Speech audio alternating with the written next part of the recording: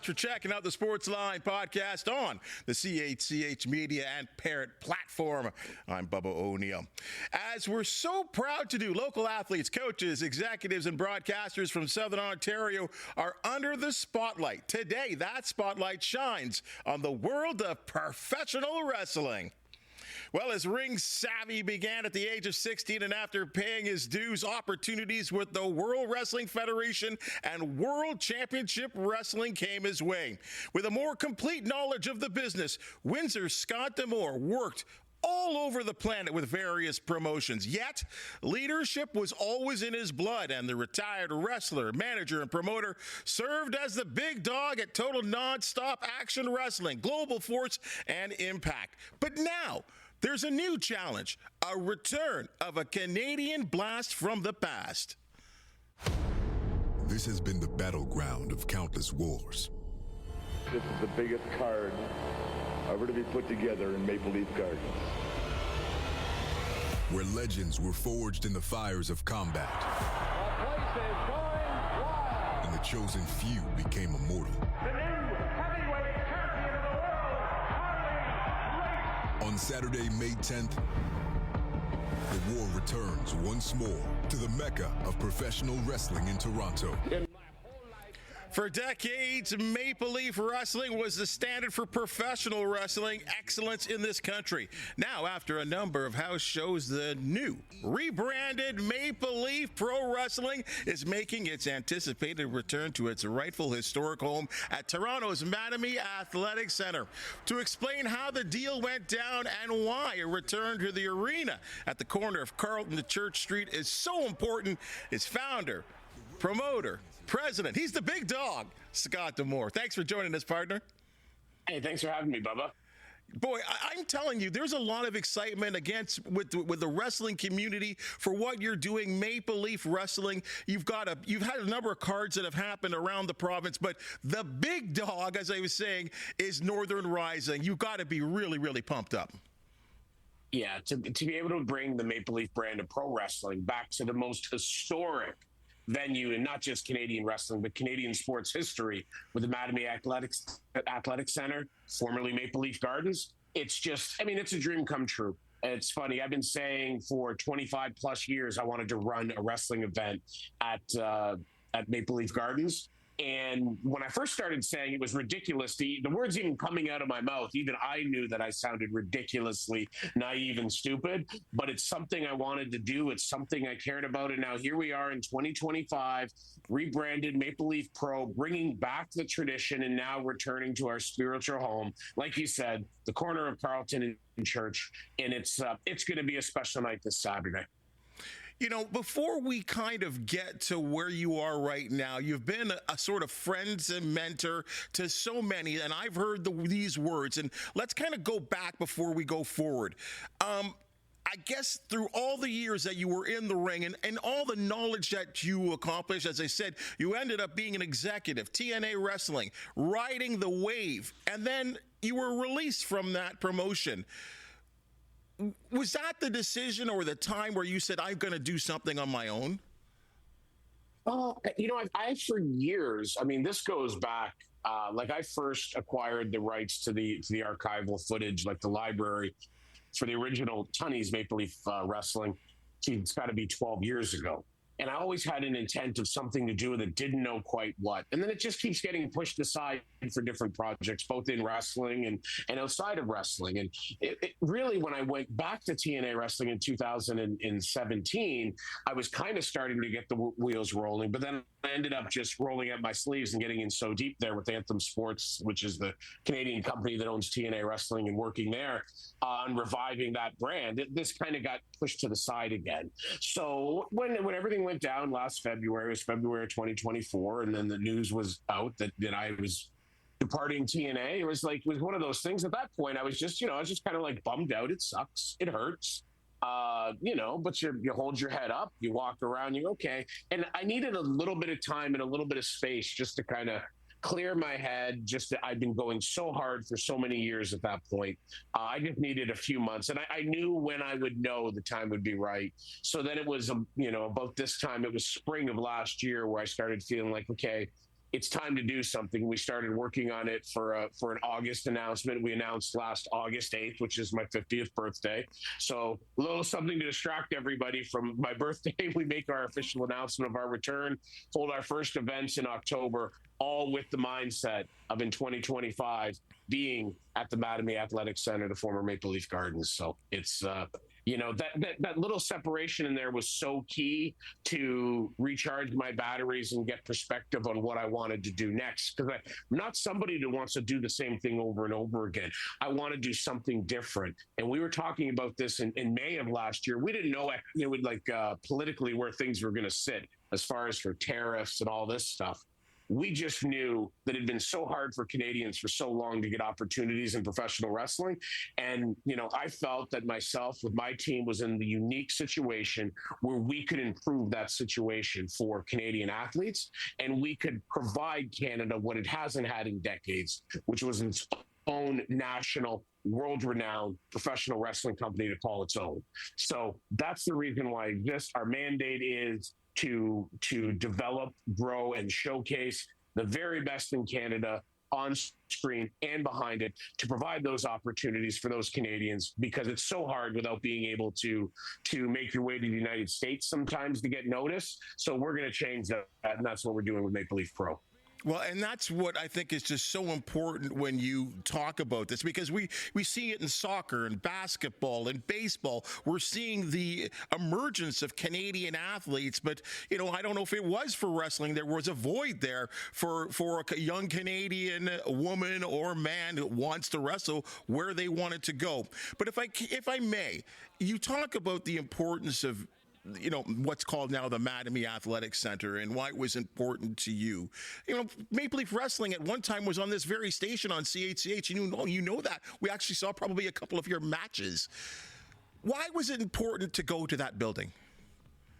I just think, as I've said, it's the spiritual home. Although the very first ever Maple Leaf Wrestling show wasn't in Maple Leaf Gardens. It only wasn't in Maple Leaf Gardens because they had to wait until it was finished being constructed. And that's when the first wrestling card was held in the Gardens. It's been our home. I always tell people, for people that don't understand, it's this is our Madison Square Garden. This is our Mecca. This is where it all went down, because when you went to this venue on a Sunday for Maple Leaf Wrestling, you didn't just see Maple Leaf Wrestling stars. You saw stars from all over. It was one of the few places in a time when there was 40 companies around the world. You saw Bruno Sammartino and Bob Backlund from the WWF. You saw the stars of Jim Crockett Promotions and the NWA. You saw Vern Gagne and Nick Bockwinkel coming from the AWA. You saw Giant Baba and that coming from Japan. They all came together and were there at Maple Leaf Gardens on those magical Sundays. And that's so important to our history in this country in professional wrestling. And I also think it's so importantly when you look at it from a cultural point of view. We are a country that is made up of immigrants. And, I'm the child of an immigrant, like so many others. My family immigrated here, ours from Italy.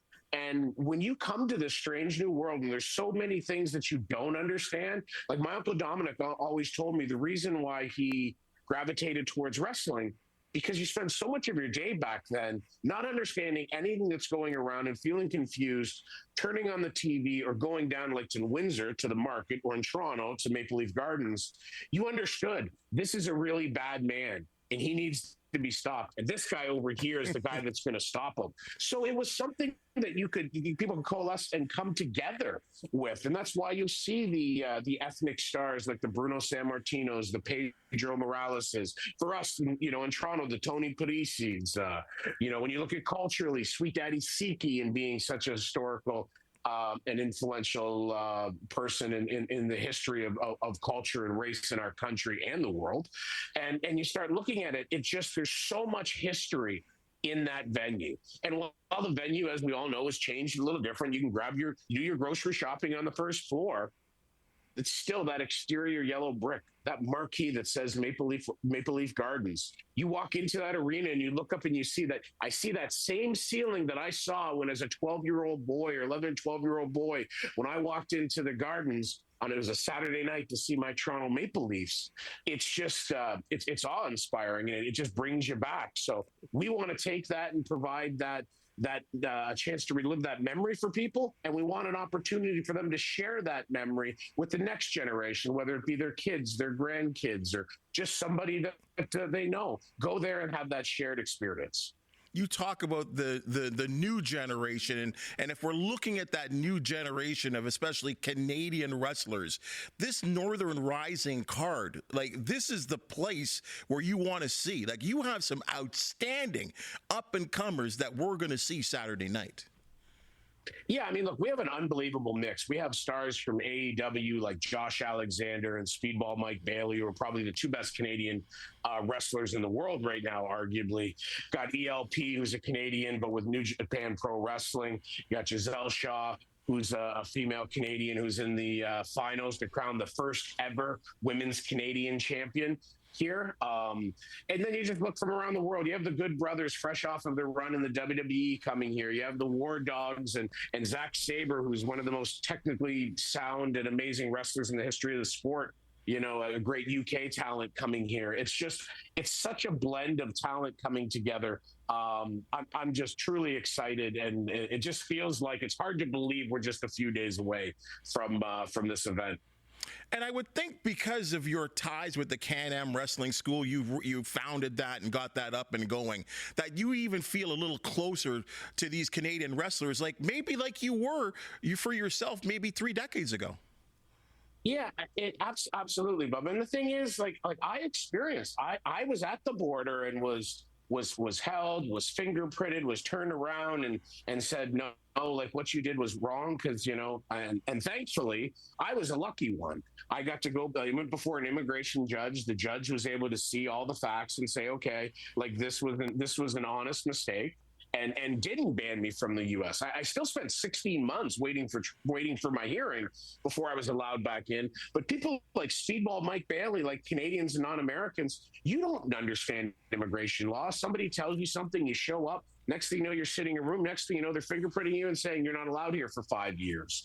So, you know, having this platform and being able to help facilitate exposure worldwide and building that reputation and getting seen by the right people while still here in Canada is something that I'm truly passionate about, because I think, you know, I think you try to help everybody, but at the end of the day, what do they say? Charity starts at home. And let's build something that focuses on and highlights some of the great Canadians we have here. You know, I would think here, again, your experience being in the ring, wrestling, being a manager, a promoter, actually tied as a president of a big-time promotion. I can only think of putting together a card like this. Can you explain to our listeners and viewers how difficult putting together a big card like this is? Because there are so many levels other than just the wrestlers. Yeah, it's you know, it's funny. Look, everybody loves the fantasy book, right? Loves to put together like dream cards. And that's fun. And even that, I mean, that's a lot of fun because you don't have to deal with all of the different levers when it comes to who can do what, who gets along with who, where's this person going to be? Like, if you take a guy like, hey, this guy's in this like company A, well, we'd be really cool to have him do this with, you know, with this wrestler. Oh, we can't do that because he's doing this here down the road. So you have to sit there, and what it is really a lot of, you start off with your blue sky scenario and say, this is what we want to do.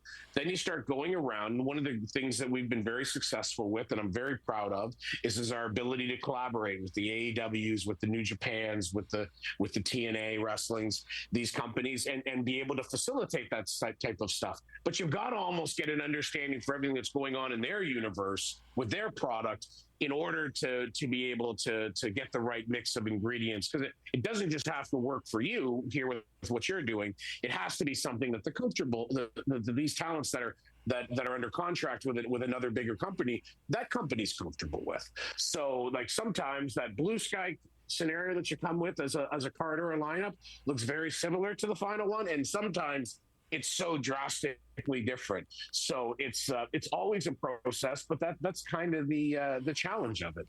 And I think we've done a great job so far at MLP putting out great cards. And I think that this card on Saturday night is as good as any card you could see anywhere in the world. Like, you just have a great mix of male and female talent from all over the world. You've got a mix of big bruisers that are going to be pounding, meat on meat. You've got amazing technical wizards, like Zack Sabre Jr. and Jonathan Gresham. You've got some of the best high flyers in the world that this wrestling industry has ever seen. So I just think it's a great, exciting mix. For an exciting brand that's coming back and going back to the most famous venue and institution in Canadian sport. And, Bubba, I know you mentioned earlier about, being on CHCH TV. Well, to me, that was Maple Leaf Wrestling. And even just like as the opening for this show was playing, like seeing that CHCH logo, seeing Sportsline, it's like these are things from my childhood. And it's like, it's CHCH was very much a home for Maple Leaf Wrestling for many years. So all of these things, these pieces of Canadiana, I think we need to, as Canadians, stop and celebrate a little more. Scott, I'll tell you this, you're a bit of a rock star, and whether you know it or not, because when the word got around the station that I was chatting with you today, there's a number of wrestling lifers in this building that said, what? So they asked if they could have a couple of fan questions. I just took two.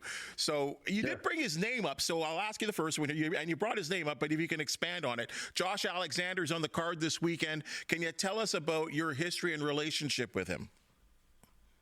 I mean, look, I've known Josh for many, many years. He's what's the old saying? It takes years to become an overnight success. Josh went out there and was on the independent circuit for many, many years, just starting to build a name for himself after what was probably, a dozen or more years. And then he had it all taken away with a neck injury and had to retire, and, went and like a true, A1 first class person would do, is like, okay, can't do this anymore. I need to go get a job, take care of my family.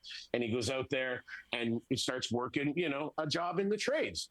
Honorable thing to do. And then lo and behold, as about a year later, I think, on a follow-up checkup, they kind of go, like, your neck looks great. Then they saw no reason why he couldn't return. So he returned to wrestling then with just a renewed vigor and passion and focus. And that's really where I got to know him more. And I saw the drive that he had. He's super talented, but God didn't gift him with the best box of physical tools. He took what God gave him and molded it into the best version of himself. And those, to me, are some of the best success stories. So I think Josh is a perfect example of what we are as Canadians. He's a good, hardworking guy who gets up in the morning, works hard, good family man, and takes out there. He's like, it's like hockey, right? Hockey isn't where it's one of our passions, because it's not where the best athlete necessarily gets you ahead like other sports. You have to have skill, but they're developable skills. And the best hockey players are they're the best because they put the most passion and the most effort into it. And that's what Josh Alexander means. We love our grinders. There's no doubt about that. Hey, let's not forget about the ladies. Giselle Shaw, Kylie Ray, Serena Deeb, to name a few. Women's wrestling's on blast off, isn't it? Yeah, look, for many years, women were not treated with proper respect in this industry. And thankfully, that's changed over the last many years. I'm very proud. One of the things I'm super proud of in my career is back in TNA wrestling in about 2008, I think it was, when we started looking at doing women's wrestling. We wanted to do it differently, because at the time, what was out there in wrestling, it was still women rolling around in jello or mud or bikini fights or pillow fights, or two 22-year-old women fighting over who was going to get to sleep with a 50-something-year-old man.